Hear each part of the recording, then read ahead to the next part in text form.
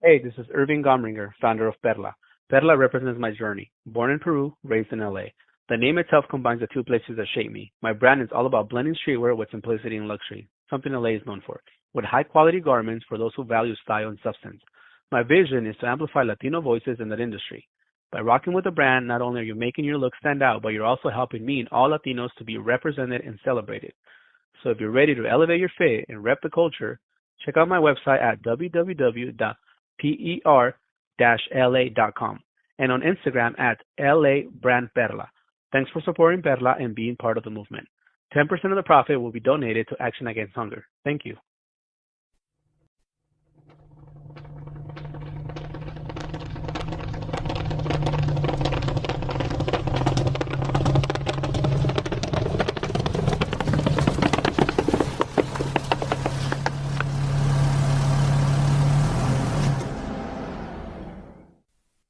You are now listening to Ride With Me, the Fraternity Podcast. Welcome to Ride With Me, episode 123. Today is December 14, 2024. Today, before I introduce my guest, remind the listeners that there is a hotline that you can call it anonymous and leave a voicemail question for the podcast, a question for the guest, a question for me. However, whoever you want to leave a voice message for, that number is 818-806-8595. The socials are Instagram, Ride With Me Podcast, on TikTok, FTA Podcast, and then if you're listening on Spotify, please hit that follow button, rate the podcast. You can also listen on iHeartRadio, Apple, and Pandora. And now let's introduce today's guest. Today is I met this lovely lady on TikTok, Kim. Hi, thank Hi. you for having me. No problem, Kim. Anyone's welcome. Let's see here. I'm telling you, I prep my guests so they won't be nervous, and I'm the one already. I'm already screwing up. Is that your phone? Yes, I could have said, I can. mute that, please. Yes, sorry. No worries. Ooh, multiple notifications. Sorry. No worries. So, Kim, I'm a little stressed out today.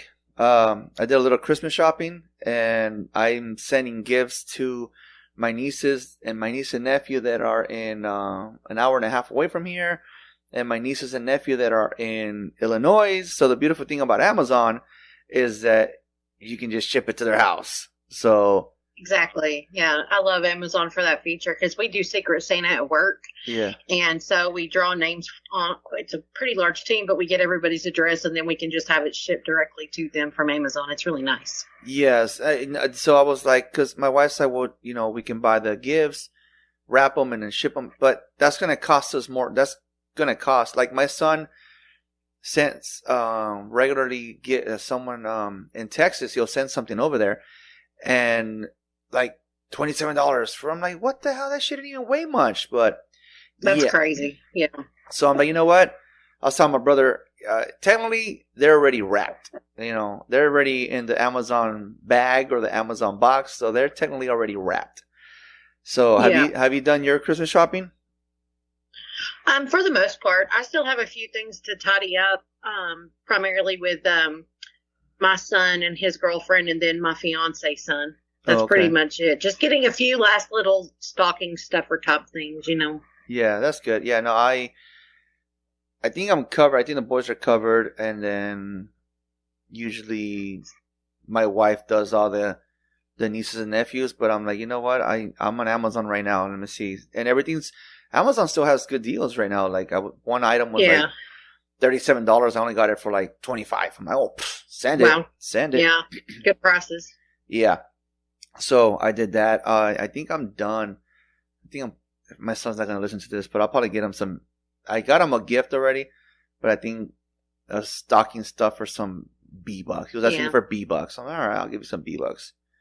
Why not? I gotcha. So, you said that you have to Amazon your coworkers or your Secret Santa, so you guys don't work in the same building? No, we don't have like an actual brick and mortar building. Everybody works from home and we're all in different areas. So we do a digital Secret Santa exchange and then we send the gifts directly to whoever's name we draw. Wow, okay. What is it that do you mind, what is it that you do that you guys all live in different locations?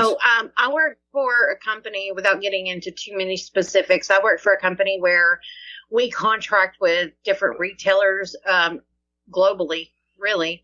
And we go in. So if they have a new store or a remodel going on, we're the ones that will go in and do all of the fixturing, all of the merchandising, the whole build out on those. So, and we work with a multitude of different clients. I am an account manager, project manager in the strategic retail division of my company. Oh, okay. Yeah, I think Walmart has people that are assigned to go and do that. Like, okay, there's going to be a new Walmart in Oregon. Yeah. So there's a person is assigned to the California, Oregon, and Washington states, and then there's ones that go like Nevada, Arizona, New Mexico to Texas. I only know that because my brother works for Walmart, and he's been doing this for pushing 20 years, and he recently was looking into being the store. They call it like store openers or store something like that. But okay, that's cool. That's cool. So do you travel a lot then? I'm assuming you travel a lot. I don't travel a lot, but I do have some travel, yeah, especially with new clients. So we have a team of people and all of us are assigned to specific clients. And then we manage that specific client and that specific project. So with any new client, I always travel out to the field to go see like the first location, right? Like, and I'm there because I'm responsible for the work orders, the instructions, the invoicing. I'm responsible for all of the reporting on it. I'm responsible for making sure that we have staffing levels and the forecasted hours right. So all of those things matter. And there's a lot you can learn in that first location, especially if you're doing a test, that you can't learn just from receiving a bunch of emails, right? So I always get out into the field for at least the first one or two locations to see the process that our teams in the field are going to be doing. Okay. Well, it sounds stressful. Sometimes it's not too bad, but yeah, sometimes it can be. But I love my job. I actually really, really love my career. So. Oh, okay. That you know what? And that's hard to find people that love what they do, like their career, their what they do. So I love what I do. You know, I truly do, like dealing with multiple customers on a daily basis instead of just, like I always said, it being under one roof for 8 hours. Right. Because when I did work in retail, that's where I spent my days, under a roof for 8 or 9 hours. Yeah. Here, you know, you get to see the sun, the sunsets, the sunrises, and everything. So I like what I do. I love what I do. And then, if I'm correct, you're in the East Coast, right? So how's the weather out there? It's a little cold, but I live in Tennessee, and the weather here is extremely weird. Earlier this week, we had a little bit of snow one morning. Then the next day, it was warmer, and now it's back cold again. It's just all over the place. So, yeah, so we had this past week, we had the over here. There's a radio station, My FM 104.3 My FM, and they did a Knott's Berry Farm takeover, and they usually just, you know, they invite me and my family. So we ended up going, and I had because we got home so late, I worked extra on Monday and Tuesday to be able to have Wednesday off, and so I was off Wednesday. And the first thing, because my wife went on a field trip with my son, and the other one went to school, so I had the house to myself. And they're like, the boys, Dad, make sure you clean out the heater because the house is getting cold. And then like your dishes and this and that and blah, blah, blah. So I go, obviously the first order of business is check out the heater. And I was like, okay, take the cover off. And I'm like, okay, it's pretty dusty in here. We haven't used it in 8 months maybe? I'm like, okay, so it's pretty dusty. So I take the cover off and I'm like, okay. I'm like, I know that last year the boys used the vacuum to suck out the dust and stuff, like the dust bunnies and everything. And I'm like, But that didn't work because the smoke detector still went off. So I'm like, okay, well, what can I do differently this time? So I went into the garage and I got the leaf blower. There you go. Yeah. So I turned off the leaf, but I forgot that it does, the exhaust is the gas, carbon monoxide, whatever you want to call it. And, but I turned on the leaf blower and I started leaf blowing the heater. And then one of the bedroom smoke detectors went off because of the gas fumes were going into the smoke detector. So, okay, that was done. The hallway was covered in dust. Like, it's everywhere. And, no. Yeah. So I ended up I have an industrial fan. So I went and grabbed the fan and I put it in the hallway and I had it blowing everything into the hallway, into the living room. And then, so I turned on the pilot and I turned on the heater. So it's okay. It's working. And then, there was still dust in the hallway and I opened our master bedroom. And then a few minutes later, the smoke detector, fire, fire, fire, fire. I was like, oh my gosh, what a nightmare. But hey, I got the heater working. There you go. There you go. Yeah. So, yeah, no, the weather is over here. I think the highest it got today was like the highest it's going to be today is like 61 degrees. So that's still not cold, but the house is old. So it does get colder inside than it does outside. So, it's a nice high of 48 today. Nice. Okay. Wow. Yeah. It's a little bit warmer over here. A little warmer. Yeah. And then, so yeah, no, the weather has been obviously adjusting to the new, right. To the new season. You get snow. Obviously, you get snow out there, right? Sometimes we're not like the North by any stretch of the imagination, but we'll get a little bit of a wintry mix here and there, and then sometimes we'll get a dusting or maybe an inch.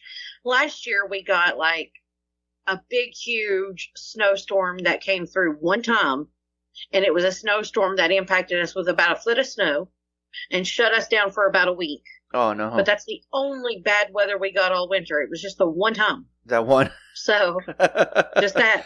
I like the memes that some people post, whereas they put like a ruler on the ground and it says we got 3 inches of sunlight today. Instead of snow. Instead of snow. Oh man! And then so you also live on a farm, or you own a farm, or you have a farm, right? I live on a farm. I don't own the farm, but I live on the farm. And I've noticed multiple times on your TikTok videos that you're taking care of some kind of animal. I think the other day you had a what was that thing scratching your hand or biting onto your hand? A baby squirrel. It was a baby squirrel. Yes. And I love him. Honestly, we have squirrels here. My kids like to name them. I've always wanted to kind of get close to one and see but I'm scared. You had one in your hand. Yes.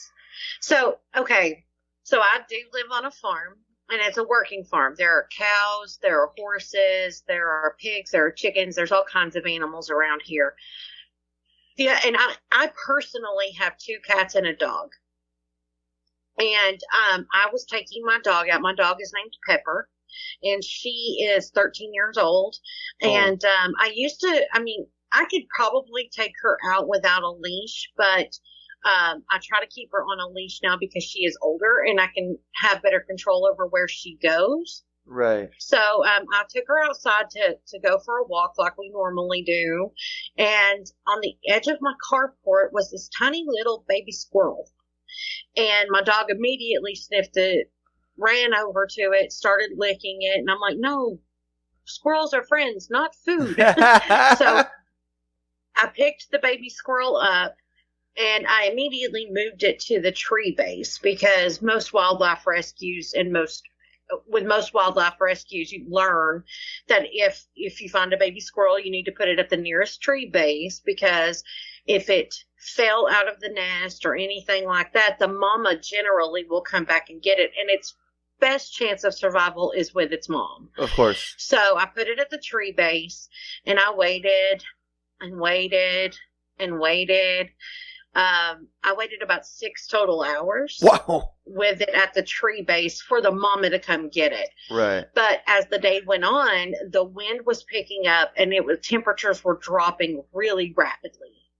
So by the time the sun was about to go down, I went back out with a little, I picked up one of my little hand towels, and I went out and picked it up and put it into a little nest that was shivering.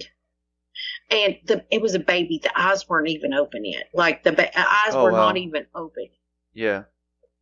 So I put it in the trunk of not the trunk. I have a SUV. So it was like, I pulled the hatch back up and put it back there. And I called my neighbor who's a vet. And I said, hey, I found this little baby squirrel. I don't know really what to do. This is what I've done. The mama didn't come back. And he said, I've got some formula. Let me bring you some formula. So he brought me a can of formula. And he said, this is how you mix it. This is how much you want to do. Do what you can tonight and see how the baby's doing. So the next day, the baby ate. And the next day I went out to the store and I picked up a Rubbermaid container, some hot hands because they need to incubate. And I picked up some $1 throwaway little microfiber cloths and stuff like that, and picked up a pack of puppy pads. So I came home, I cut holes into the bin for ventilation and air. Mm-hmm. And then I laid the hot pads down at the bottom. Then I cut the puppy pads into small pieces, put a puppy pad down over there so the squirrel wouldn't be right on it, and made little nest inside out of the little microfiber cloths. Okay. And I started taking care of the squirrel and feeding it regularly. And now here we are a month later, and his eyes are open, his ears are now open, he's growing, he's eating really well, he's doing really, really well. And pretty much at this point, I'm just going to raise him, and he's going to be my pet squirrel at this point. At some point, he's still really tiny. But at some point, I'll move him into like a hamster cage with actual bedding, and he'll wean over to seeds and nuts and stuff like that. So, yeah. Wow. I just assumed that you just were holding them, but not all this. That's crazy. Yeah, I love animals so much. We also have a baby calf that is in the backyard of mine.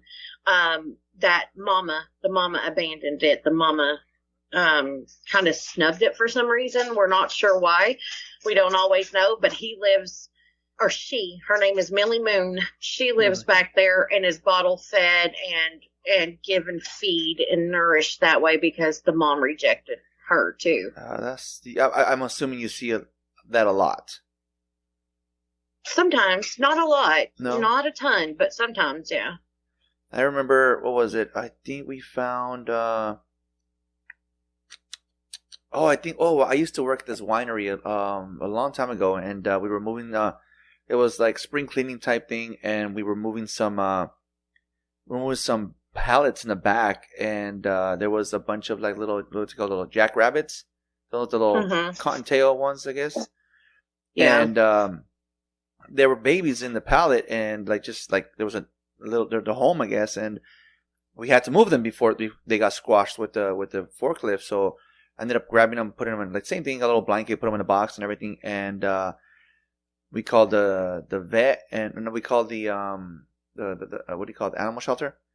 And they pretty much told us, yeah, bring them over here because the fact that you guys moved them, their mom's not going to come looking for them anymore. So I'm like, that sucks. So they pretty much told the chance of survival is not going to be a good number. I'm like, oh man, I'm sorry. We're trying to get them from dying. So yeah. It's an unfortunate thing. They hide in certain places and stuff. But yeah, once you touch them or move them or anything, the mom really won't come back. And so, but there are ways to help them survive and to keep them alive. And that's what I'm doing with little Harry. I named him Harry. Harry. Yeah. Nice. That's cool. As you said, earlier you said fiance. So you're, obviously engaged? I am. How's that going? How'd you meet the lucky man? We met on Facebook dating, actually.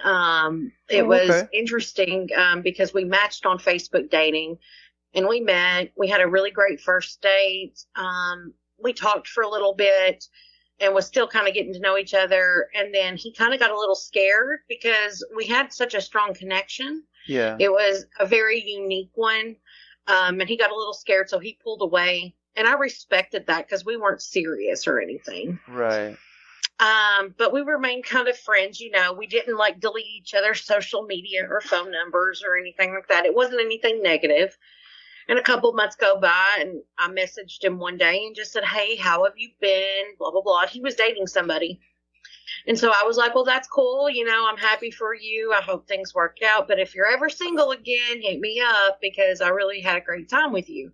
And he said, noted, you know, and that was it. Oh, okay. And so he was seeing somebody else at the time, and that was cool. You know, I wasn't trying to move in on that, you know, but also I did have a really good time with him. So, I think a period of time went, again, probably 4 or 5 months. And one day I see he had requested me on a social media website where I guess I was a suggested friend. You know, okay. I popped up for him as a suggested friend, and he sent me a request. So I accepted it, and I sent him a message. And I'm like, hey, how have you been? What's going on in your world? And he was like, not much, you know, just the normal. And he told me that he and that girl he was seeing had broken up a couple months before. Okay. That they didn't work out. I was like, okay. And then he was like, you know, I really would like to maybe give us another chance, you know, to see if what we felt was real, you know, so why don't we give this another shot? And I said, okay, sure, because we had such great chemistry that first little bit of time where we talked. And how long ago was that first interaction? Oh, it's been 4 years since we first met. Oh, okay. So we started dating and everything, and we just hit our 3-year anniversary in September. Oh, okay. Nice. So, and he proposed in February. Oh, nice. Okay, cool. When's the wedding? Either late next year or maybe even into 2026. We're not rushing it. There's a lot of factors that play into our time frame. One is that we don't live together yet. We're not traditional in the sense, well, I mean, you know, not in the sense that we live together yet, because he had his whole life set up with a house he owned. His mom lives with him. His father passed away a few years ago, and he brought his mom in with him to help her, and she also helps him because he has sole custody of his son, who is nonverbal autistic. So she helps him while he works, and then he helps her when it comes to, you know, making sure that she has food and a roof over her head and everything else, you know. And then I live in a 1-bedroom, so there's not enough space in either place right now for me to move in and have my own dedicated workspace, or for him to move in here. So we're kind of taking our time. We want to do it the right way. We want to, you know, get to a position where he can sell his house and get out from that, and then we can purchase something together. Right. So, you know, it's going to be a long engagement because we want to do it the right way and not just rush in and move in together and get under a mortgage with high interest or anything like that. We want to do it when the time is right financially for us, as opposed to just doing it to do it. No, that makes perfect sense. That's great. I don't want to get into his personal business, but I give him props on having full custody of his kid. He is an incredible human, and I know this podcast is not about him, but he is an incredible man. Shout out to him. Shout out to the Bearded Villains. The Bearded Villains is an organization that is global. They do charity work, and he is the captain of the chapter here locally. And so he does a lot of charity work for different companies that he partners with, and him and his chapter partner with. He is a full-time father, sole custody. The biological mother's not even in the picture. Right. And then, you know, he works full-time. He helps take care of his mom, and he's still a very supportive and loving fiance and best friend to me. He sounds like a really cool dude. He is far better than I deserve. That's for sure. It sounds like a really cool dude. So he has a son. Do you have any kids? I have one biological son, yes. Okay. Cool. Just one? I call his son my son, though. Like, I'm very close to his son. And he and I agreed we're not going to put step in front of it. Yeah. No, that's good. Honestly, I was prepping for a future podcast episode a couple of days ago. And I know the person, I know her husband, and I know the situation, and I used the word stepmom, and she corrected me and said bonus mom. Oh, is that what we're calling it nowadays? The bonus mom. Okay, cool. No, that's good. That's awesome. Like my again, everyone knows my wife is not biological mom of my boys, but they love her like she is, and she loves them like they are. So yeah. So. I am extremely close to his son, and my son is 24, and he is off in the world doing big things now with his girlfriend and making his own way in this world. Oh, okay, that's good. Was he a tough kid growing up? No, I mean, he was the easiest. Okay, good. I don't know how I got so fortunate in the chain of events that led to him being the human he is, but he was the kid in school who didn't bully other kids but stood up for them. He was the kid who did volunteer work with the special needs kids just because he enjoyed getting to spend time with them. He works full time. He's finishing up school this year. He and his girlfriend, they live together. They do their own thing. They pay their own bills. I'm still very close to him. I attribute a lot of the fact that he is so well-rounded and so diverse and such a beautiful soul because his father and I co-parented very well. Nice. We didn't argue. We made the decision very early on in his life that our love for him superseded our resentment for each other, and that we would always put our love for him, first. And we just co-parented really well. We never ever argued about things. And if we did disagree, he never knew. Like, we would talk about it behind the scenes and work through it, and I attribute that. He had a very involved father who has always been very active in his life, very loving father, and a lot of children, when they go through split homes, like that, they don't always get that experience. So I feel very fortunate that his father and his stepmother, bonus mom, and myself, and we were all able to really navigate that well. And I give you guys props because I tried for the longest to try to get along with the mother of my kids. It's been 14 years already that we've been separated, or going on 15 years. And look, I've gone over a year without talking to her because it's just, I can't.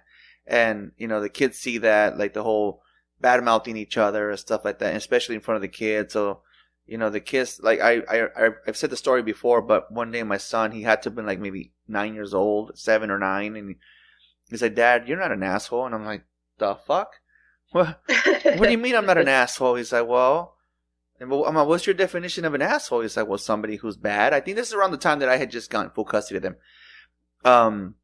Someone who's bad or mean. I'm like, okay, so what makes you believe that I was an asshole? He's like, "Well, my mom always said you're an asshole, but I don't see that." And I'm like, all right, good to know. So I've always, for a long time, I always did the prove the other parent wrong.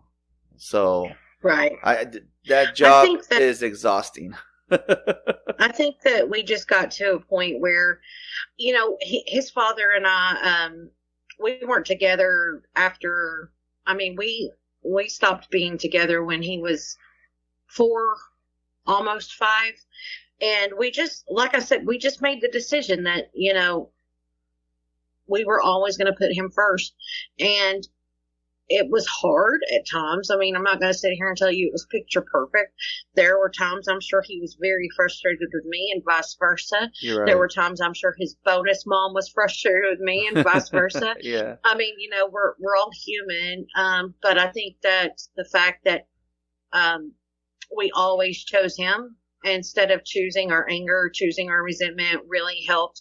I mean, we would go to ball games and sit on the same bench together. Nice. Graduation. Nice. When he graduated, we all sat along the same sections together, right? Beautiful. His younger brother that he has with his dad and his bonus mom called my parents Ina and Granddad. I mean, Nice. that's just kind of the relationship that we've cultivated, Kim, right? that is beautiful. That is beautiful. So it's not perfect by any stretch of the imagination, but I wish nothing but good things for his father and his bonus mom and his little brother. And I have nothing but respect and love for them. That's amazing. Nothing but respect and love. That's amazing. That's beautiful. That's amazing. That's especially his bonus mom, because she came in. His bonus mom came in there at the beginning where it was a little bit tumultuous and we were trying to figure it out. And she has always loved my son as her own. And how could I ever not appreciate or love somebody who loves my son that much? Exactly. Seriously. So I have so much love and admiration for her as a woman and as a human. She's an incredible I've shared this. I shared the story before, and I know my. We were talking about this recently. When my kids asked, like, Dad, what made you decide that's it? That this is the lady this is the person you're gonna marry?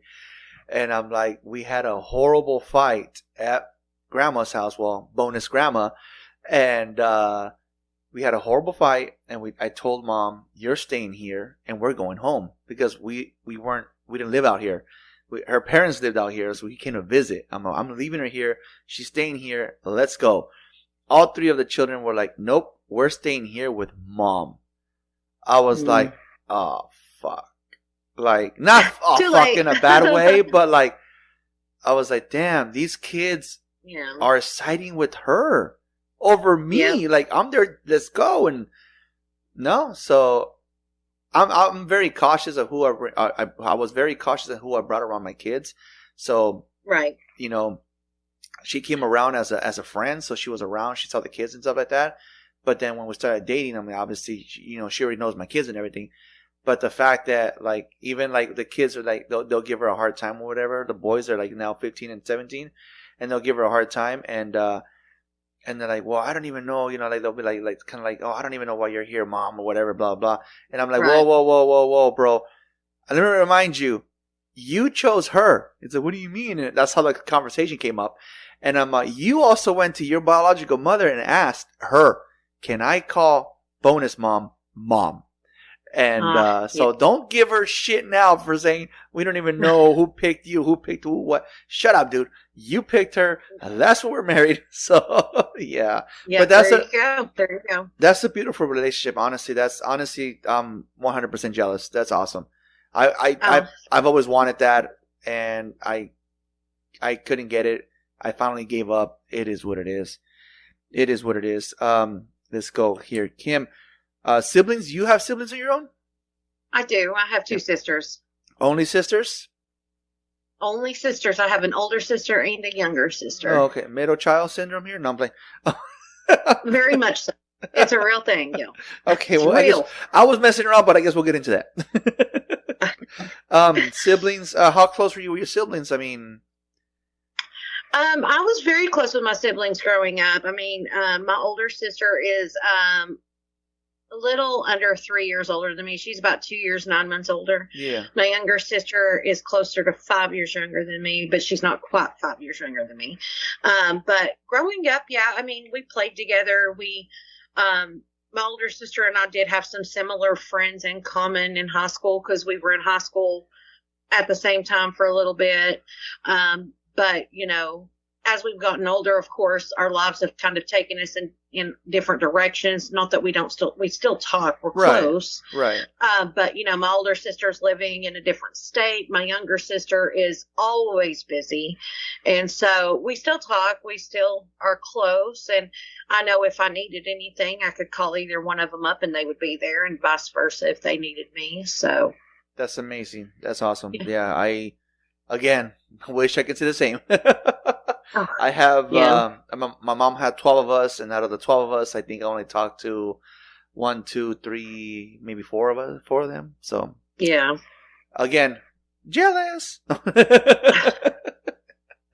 Yeah, my brother, he's actually closer to you than I am to him. So he travels a lot, and in October we had like a senior night for the band kids, and so the parents got to walk the student, and so he knew of this event from like a year ago.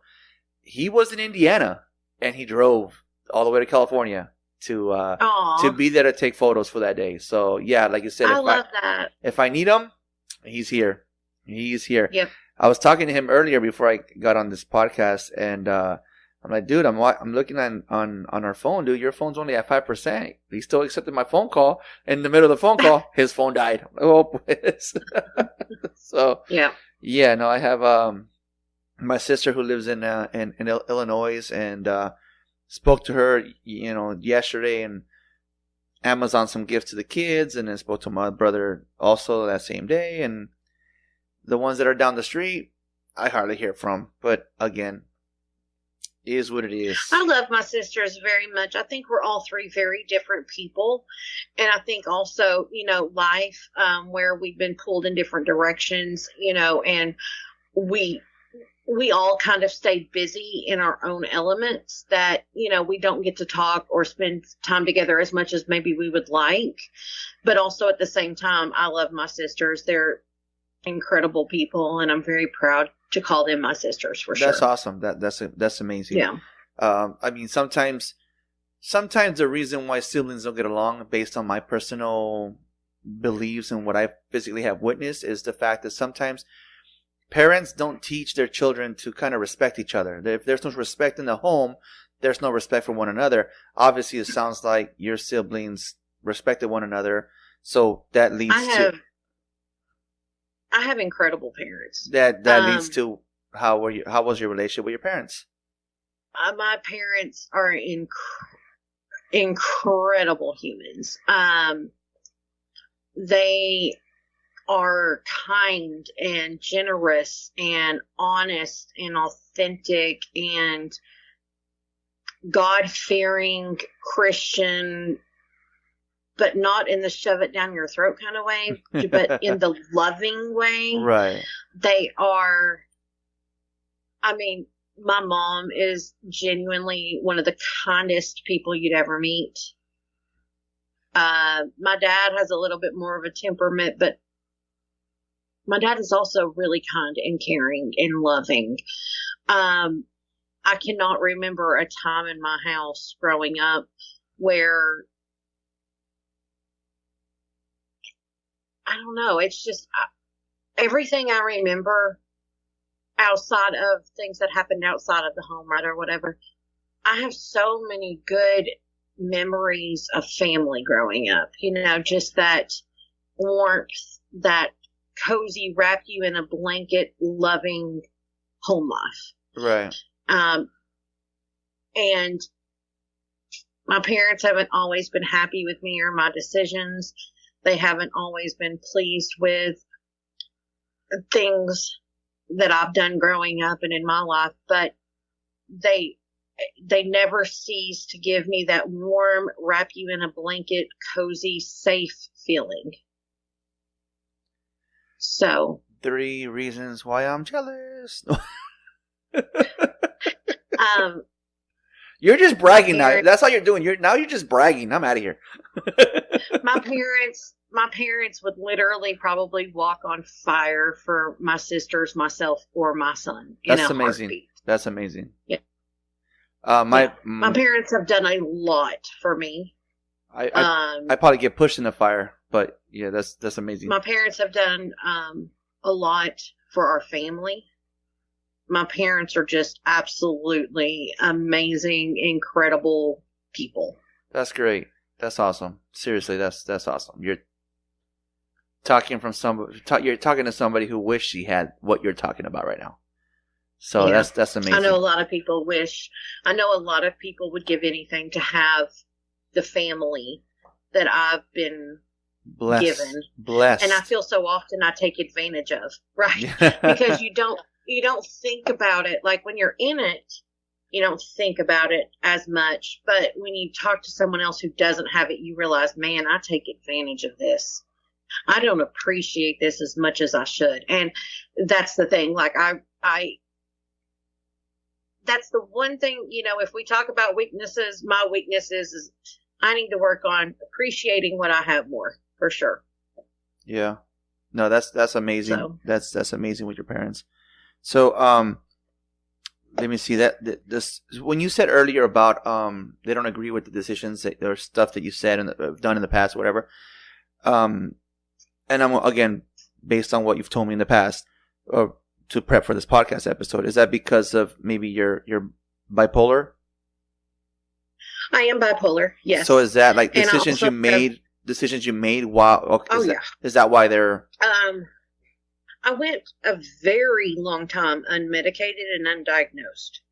I think that there were points in times I do remember in childhood, my mom did take me to a therapist to kind of talk through things and see if they could figure out what was going on with me. I was bullied in elementary school pretty badly, and that led to a lot of self-sabotage getting into like my middle school years and my teenage years especially. And I was doing a lot of things at that point because I was angry. I just walked around angry. I had a big chip on my shoulder all of the time. And I was very rebellious, extremely rebellious. And so I was difficult. I was definitely a difficult child, for sure. I wasn't difficult all the way through. Like before, I would say 4th, 5th grade, when the bullying got really bad in school, I was a delight. I was always fun-loving and enjoyed life and everything. But after the bullying happened in school, and it was so significant to me, it really altered me a lot. And I think my predisposition, genetically to bipolar and those types of illnesses, because my grandmother and there's some other people in my family who have, some mental illnesses. I think it just, I think definitely it brought it on. And, I went for a very long time. They do say that everybody has a breaking point. Yeah.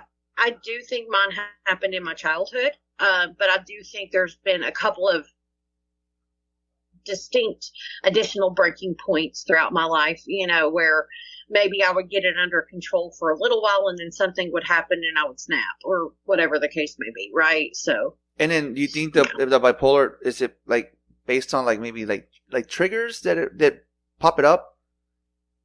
I definitely do have triggers, for sure. I am working on those triggers. I'm still a work in progress every day. Yeah, same here. Mania will hit me sometimes. Mm-hmm. And, but, mania shows up differently for different people. For some people, they get addicted to drugs. Some people, they drink it away. Some people are addicted to work to numb their mania, whatever the case may be. Mine is spending money on stupid, frivolous things that don't matter. I will spend money on games, or I will, go shopping and spend my money on shopping and not manage it well when I'm in mania. And, so that's part of my issue, is that mania affects me financially, which then affects me mentally. So it's kind of like a domino effect where it's just like this cycle that's so hard to break sometimes. Right. Oh, okay. So you mentioned a little bit ago PTSD. What causes what I'm not sure if I'm asking the question right. What causes PTSD? So my PTSD is very significant around vehicular deaths, I guess is the right word. So when I was 15, I was in a car wreck, and it was a pretty significant car wreck that really scared me. And for a long time after that, I had a trouble being in cars with people. And I had started to get that kind of worked through and under control. And then one day I was driving down the road and there was a Jeep in front of me, and that Jeep was driving weird. So I stayed back a little bit because I noticed the driver wasn't okay. They went off the road and they flew out head first onto the concrete in front of my car and then died. And I saw it all happen. Oh. And when you see someone die in such a tragic way, I cannot tell you what that does to you. And it's one of those situations where it literally, I still have nightmares about it. I can still see it so vividly like it happened 5 minutes ago.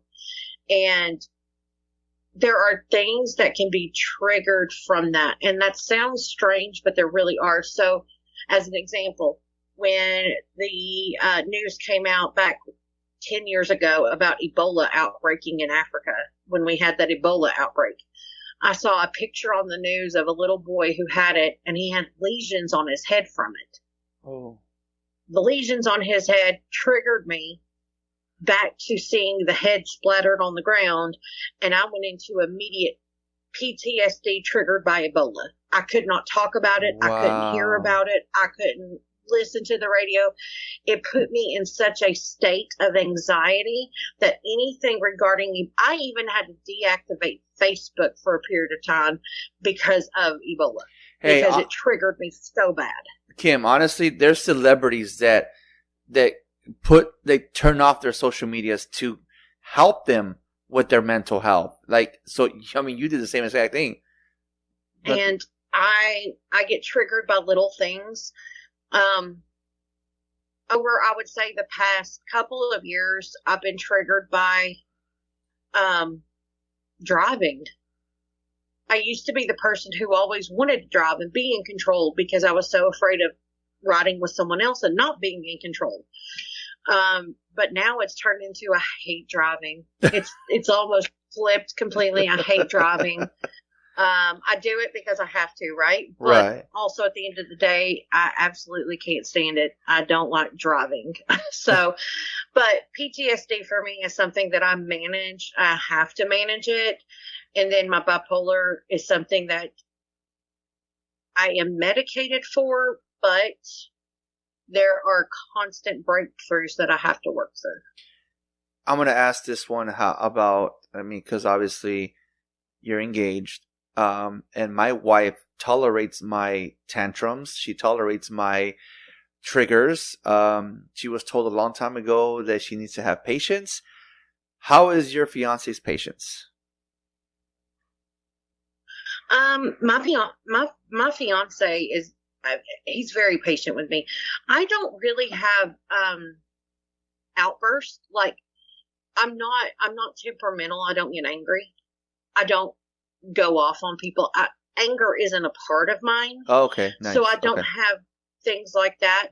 But he does get concerned about, if I go into a manic state and I spend money, because that's a concern for him, for financial stability and things like that. So, I mean, just to be really open and raw with you, of course, there are things that probably he gets concerns about, but he's always open and honest with me, and we communicate, we talk about it. And then I'm constantly working on self-correcting, right?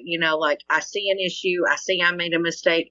What can I do to not make this mistake again? So I'm constantly trying, but also at the same time, when you're in mania, sometimes you don't always remember what you do. And I think that's something that unless you're in it and you have bipolar and you experience that deep manic state, it's really hard to understand. Gotcha. Okay. All right. You also mentioned you have diabetes. Yes. How's that going for you? I'm not sure there's not that I know of diabetes in my bloodline, but I do know friends. I have a very good friend of mine that does suffer from diabetes, and sometimes he worries me because he says his eyes are bleeding. So I'm like, what the fuck, dude? So how's that for you? My diabetes is very complex. I just found out in September that I am in early stages of diabetic kidney disease. So I do experience what I would say is flare-ups. So I am on insulin. I am also on another medicine that's an injection, and I'm on a pill, all of which do help control my sugars pretty well now. It took a long time to get there, but now my sugars are staying pretty controlled. But I call it a flare-up because there are days when I experience aches all in my joints and severe back pain in my lower back where your kidneys sit and stuff like that. And I'm having trouble going to the restroom and different things like that. I am reversing the diabetic kidney disease right now. I'm getting out of that stage where my body is starting to reverse back into a healthy state in my kidneys, but there's still work to go. So as we titrate up my injection that I take once a week, because I started out on the lowest dose, I'm now on the second dose up. There are still 7 steps to go in this medicine. Right. As I titrate up, I seem to have more side effects. So the titrating up of it is taking longer than it does with some people because I am experiencing side effects. But my sugar is staying regulated. So we know it's the right medicine for me. It's just getting my body used to it, right? It's just getting my body used to it to where the side effects lessen over time. All right. So okay. I woke up, I think it was last Wednesday, not this week, but the week before, and literally like it hurt in my shoulder blades, like my joints, bones, everything hurts sometimes from the side effects. Yeah, my buddy was telling me, because I told my buddy, I was like, yeah, man, I get up like 3 times a night to go to the restroom. He said, you're probably diabetic. And then I remembered I recently had taken blood work, and I'm like, no, it says my sugar levels are fine, dude. So I don't know what the hell, why I pee a lot, but okay. Alrighty. And then, well, I'm glad that you are on top of it and you are obviously reversing it. So that's good. I don't have much to say about diabetes because I don't have a lot of knowledge of it. I just know that my buddy is I'm gonna kick his ass because he doesn't listen. And then it's hard. There was one more topic that you were willing to share. Something that happened to you in your 20s.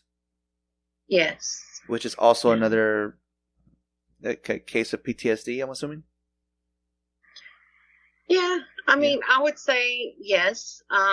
There are certain things that happened in this incident that could never happen again, even in a loving relationship. If they tried to get a little bit rough with me in one way or another, I would have a reaction to it. But in my 20s, I was at a party at a friend's house, and there was drinking going on, and a guy that was there decided to take advantage of me, and I told him twice that no, I didn't want to, but he proceeded anyway. So, I was raped, and that was a really, really difficult time for a couple of reasons. But yeah, I experienced, it was pretty brutal too. I mean, it was not to get too graphic, and I don't want to share too much, but it was anal. Like, he didn't care. It was graphic and violating in so many ways. And I wasn't sure. I'm not sure. You said, I'm not sure if you wanted to share this part. You said you didn't call the police? No. I didn't, because I had been drinking and I was drunk. And I hate to say this, but in the world we live in today and in the society we live in today, everybody's going to be like, well, why were you drinking? Why were you at a party? Why were you doing this? And to be honest with you, just because I was drinking doesn't give permission to someone else to violate me. Right. I said no. But at the end of the day, I was so fearful of coming forward and talking about it because of the fact that there is this societal pressure on women to not drink, dress a certain way, and do X, Y, and Z to ensure that they don't get raped. But at the end of the day, it's not up to us to ensure we don't get raped. It's up to other people to not rape people. But, at that time, I was very scared. I didn't know how to find my voice in that. Yeah, I heard a statement once or a comment once. It was, oh, well, look what she's wearing. I'm like, well, you should learn to keep it in your pants, bro. I mean, if you want her to learn to dress differently, well, you should be able to learn to control it and leave it in your pants. It is never a woman's fault, no matter what she was wearing, no matter if she drank, no matter any of that. We've become a society that wants to teach women how to protect themselves, as opposed to a society that wants to educate men on how not to be predators. Right. And I'm not saying that women can't be predators too, and I'm not saying that there aren't men out there who experience abuse and things like that. I don't mean it like that, but let's be honest. When we look at statistics, it's generally men being the abuser or the rapist as opposed to women. I'm not saying it doesn't happen. I don't want to put that out there. But I think we need to put more education out there on how to control your urges, mental health awareness for men so they can learn coping mechanisms, controlling their urges, impulse control, those types of things. I think that would be more beneficial than teaching women how to shoot a gun or to use a taser. Right. It shouldn't be up to a woman to not get raped. It should be up to predators and people in their lives to hold them accountable to get mental help to not rape. Exactly. So, and that's my viewpoint now. But when I was in my 20s and this happened, I was terrified of what it would look like and not being heard and not being respected and all of those things.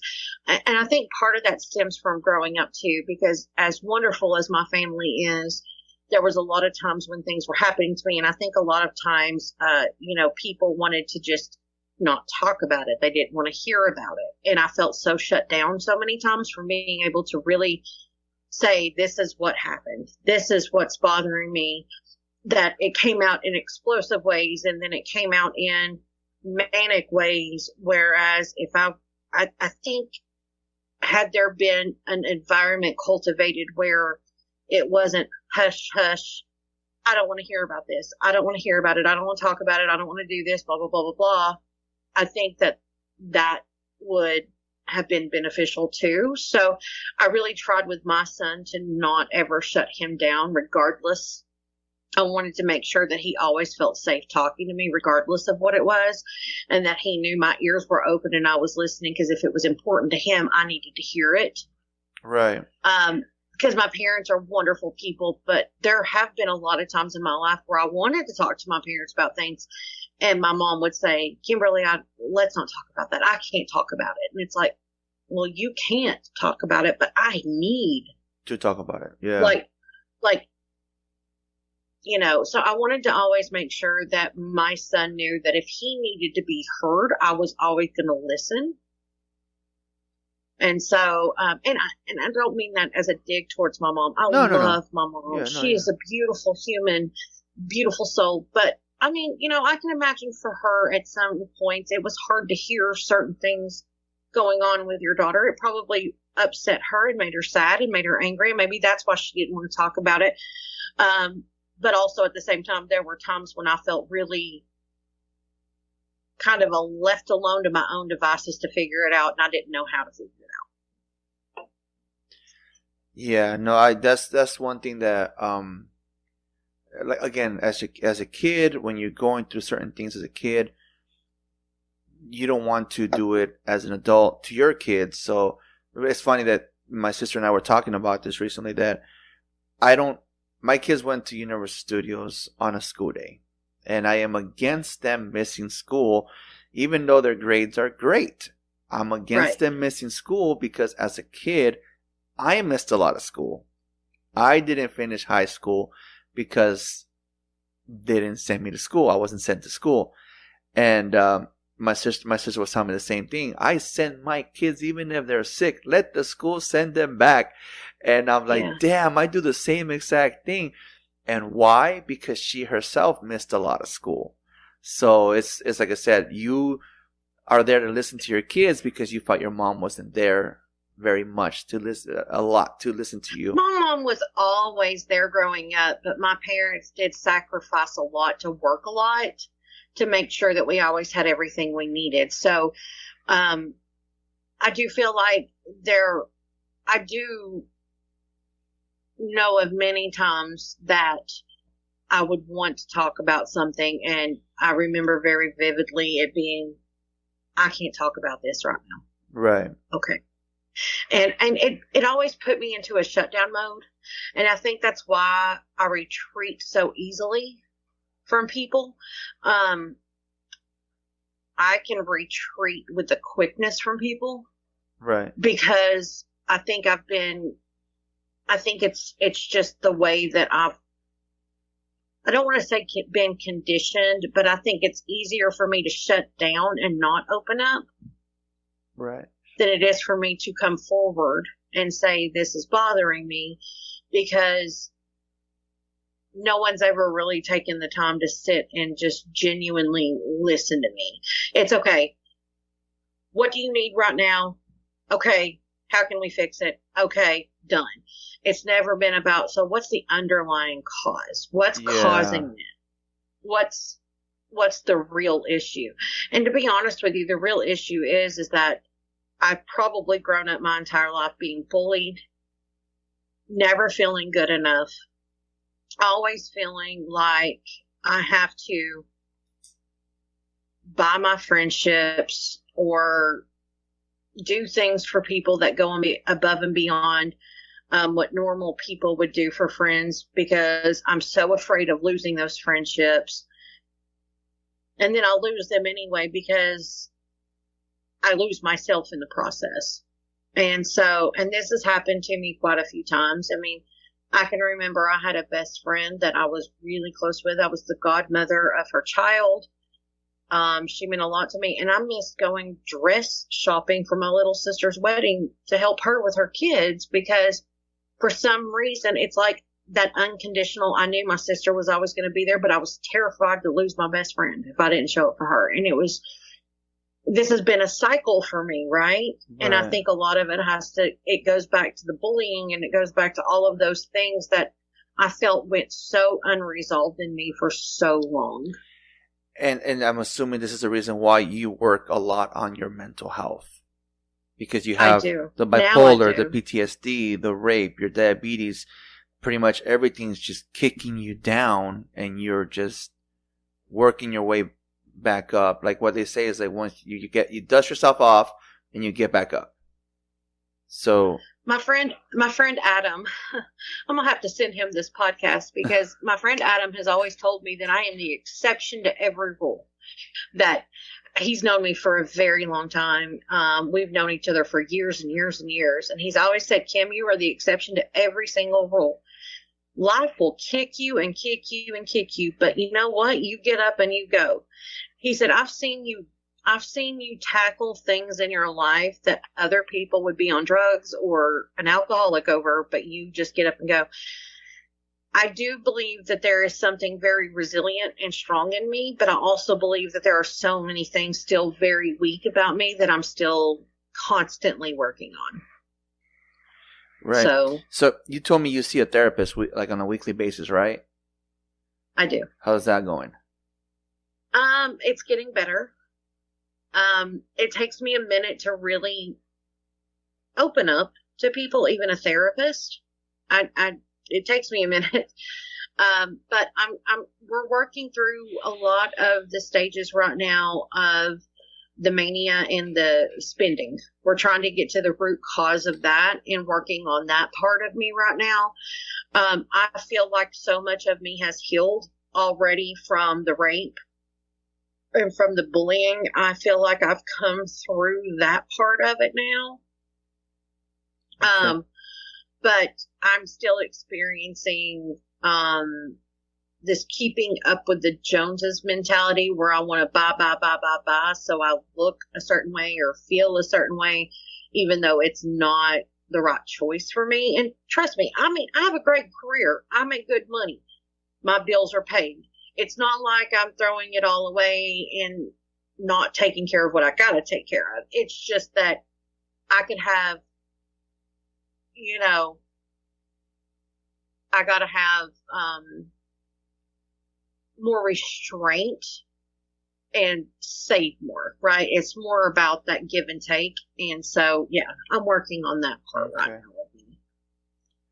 That's good. Working on yourself always works out. Always a good thing, right? Yep.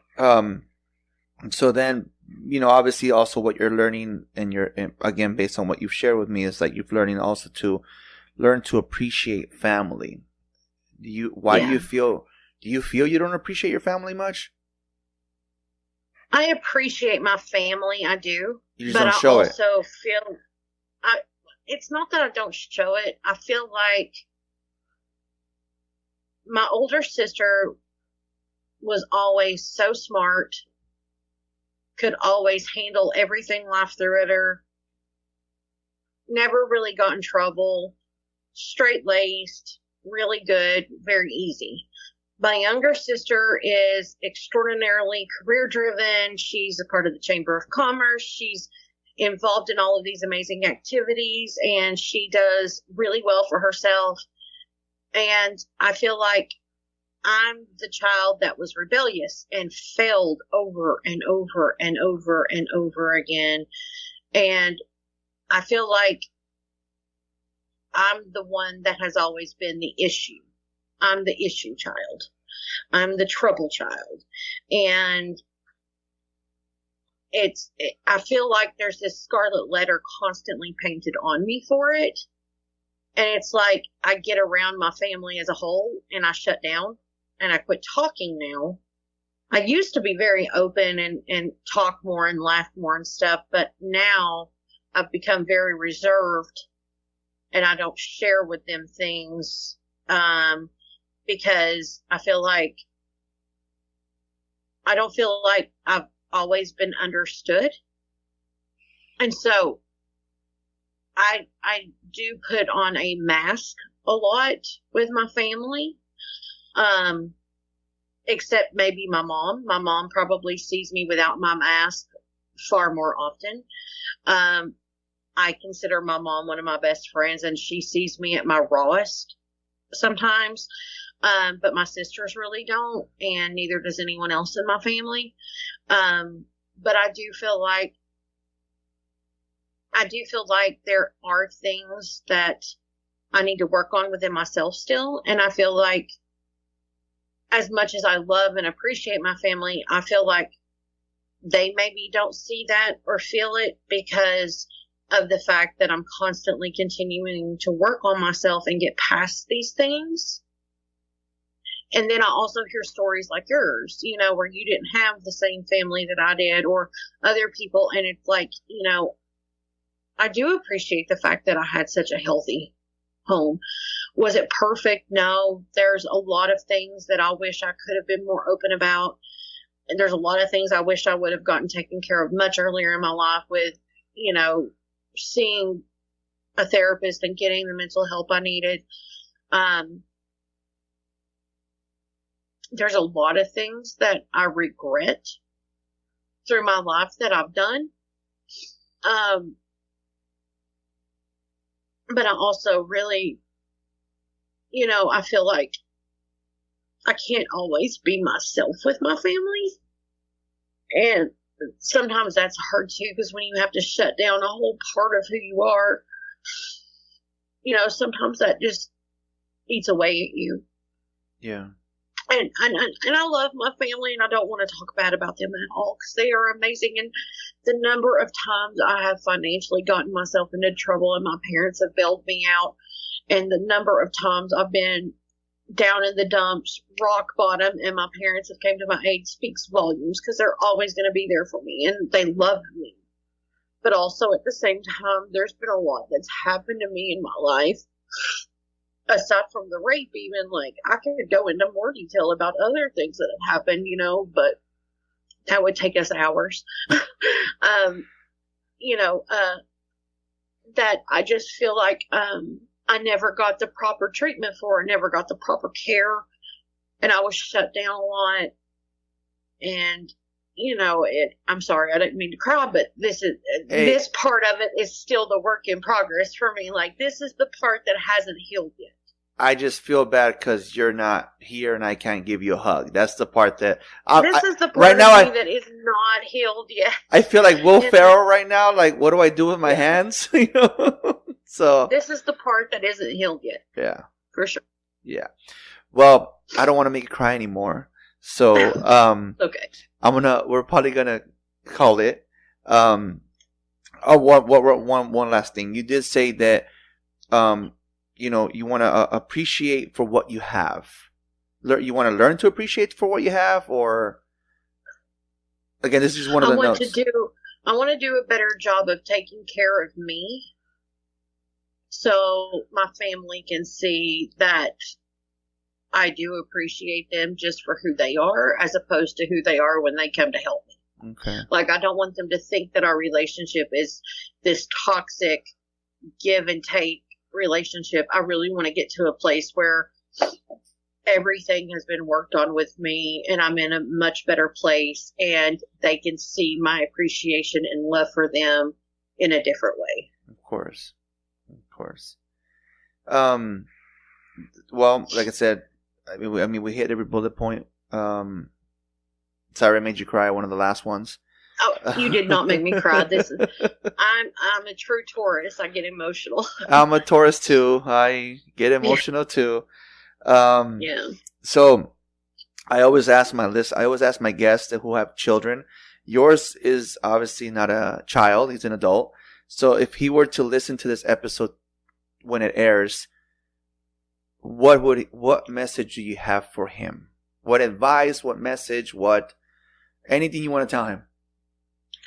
That I could not be more proud of him. That he is the best parts of me and his dad.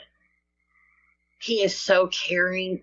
He is so diverse. He is so intelligent. He is so loving and funny. And I could not be more proud of the man he's become. That's awesome. That's good. That's great. I feel like I'll have the same message for my kids, because my boys are making me very proud right now. Would you like to share your socials? Sure. On TikTok, I am Kim Kai, KIMKAI 0502. And then on IG, I am Kim_Kai, so KIM_KAI_81. And then those are my two, so my IG and my TikTok. I do live stream. I am a part of a TikTok agency as a side job, where I help manage creators and develop creators and stuff. And then on IG, I just, I post squirrel content and different squirrel content. That's funny. So, yeah. Again, I'm going to share the hotline number again.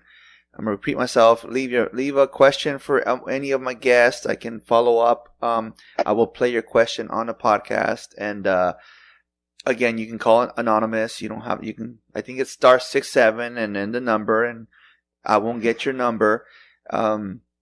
It'll come up as unknown, and leave a voice message and I can plug it in the podcast. You'll hear your own voice on the podcast. That number is 818-806-8595. On socials, IG, Ride With Me Podcast. TikTok is FTA Podcast. If you're listening on Spotify, please hit that follow button. Give it a review. I'm on iHeartRadio, Apple Podcasts, Pandora. I think it's also on Catbox and all that good stuff. And Kim, like I end every podcast, thank you for riding with me. Absolutely. Thank you for having me. Anytime. Thank you for listening to Ride With Me, the Flat Tire Indie Podcast. You can also listen to us on iTunes, Spotify, and Podbean.